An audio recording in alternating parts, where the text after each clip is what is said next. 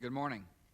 As all Americans know, recent weeks have brought a second wave of terrorist attacks upon our country. Deadly anthrax spores sent through the U.S. mail. There's no precedent for this type of biological attack, and I'm proud of the way our law enforcement officers, our healthcare and postal workers, and the American people are responding in the face of this new threat. At this point in our investigation, we have identified several different letters that contained anthrax spores. Among them were the letters mailed to Senate Majority Leader Tom Daschle on Capitol Hill, NBC News in New York, and the New York Post newspaper. 4 Americans have died as a result of these acts of terrorism. At least 13 others have developed forms of anthrax disease, either in the lungs or, less severely, on the skin. Public health officials have acted quickly to distribute antibiotics to people who may have been exposed to anthrax. When anthrax exposure is caught early, preventative treatment is effective. Anthrax can be treated with many antibiotics, and several pharmaceutical companies have offered medicine at reduced prices. The government is swiftly testing post offices and other sites for anthrax spores and is closing them where potential threats to health are detected. We are working to protect people based on the best information available. And as we deal with this new threat, we are learning new information every day. Originally, experts believed the anthrax spores could not escape from sealed envelopes.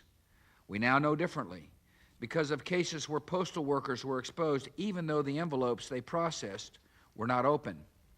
Anthrax apparently can be transferred from one letter to another or from a letter to mail sorting equipment.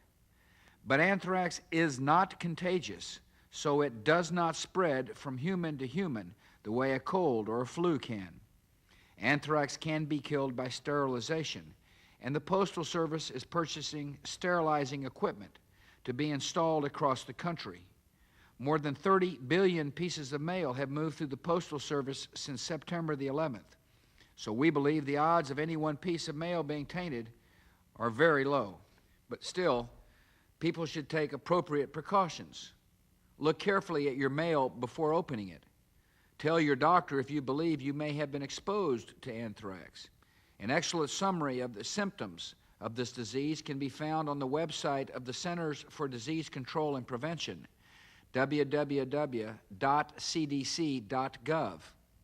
Remember, doctors warn that you can put your health at risk by taking antibiotics when you don't need them, so use antibiotics only after consulting a healthcare professional. If you see anything suspicious or have useful information, please contact law enforcement authorities. The Postal Service and the FBI have offered a reward of up to $1 million for information leading to the arrest and the conviction of the anthrax terrorists. And those who believe this is an opportunity for a prank should know that sending false alarms is a serious criminal offense.